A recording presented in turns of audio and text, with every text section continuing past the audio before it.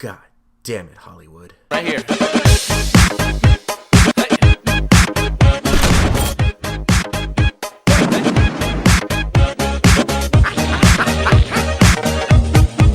Let's go.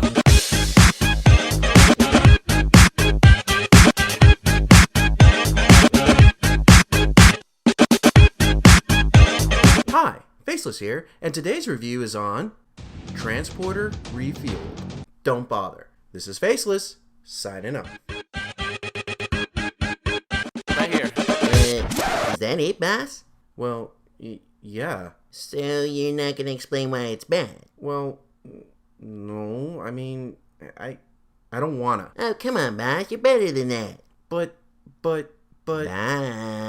Oh, fine. I'll do the review. There you go. That's the spirit. Go away. Yes, sir.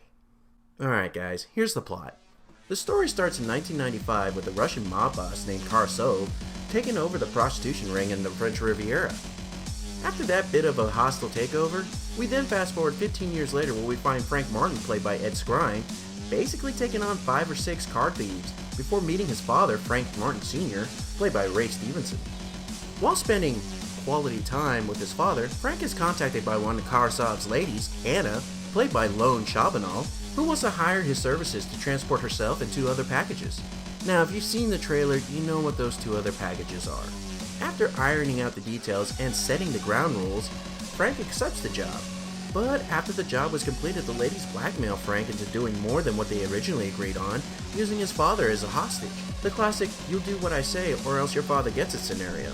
And from there, that's where our story really begins. In a nutshell, the story really revolves around Anna and her gang, who are all former prostitutes of the mob boss that they're trying to screw over. Their plan is to steal money from their former boss's associates and make it look like that the boss was the one responsible for all this. It's really kind of a revenge story for forcing these girls into a life of prostitution under the mob.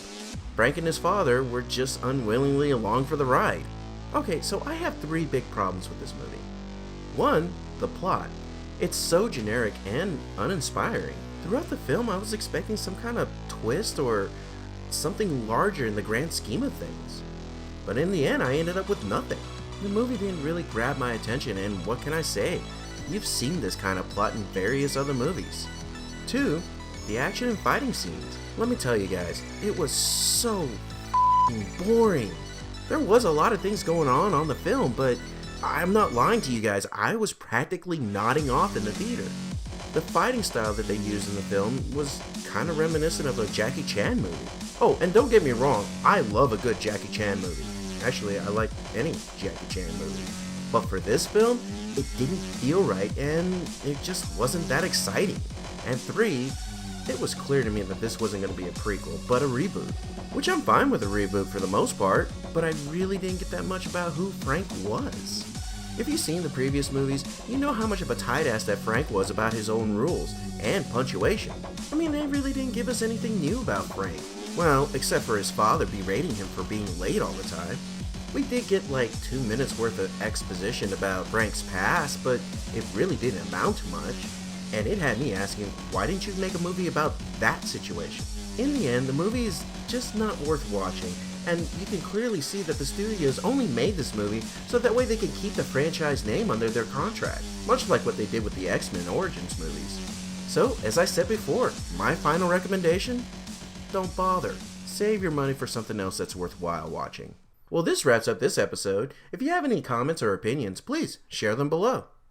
You can also find my previous reviews, gameplay, and a new vlog segment that I have going on peanutbutterdisaster.com, where you can also find other reviewers with great content. So, check them out.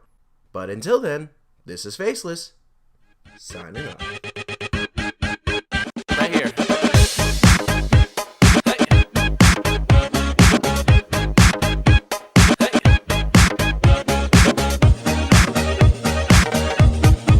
Let's go.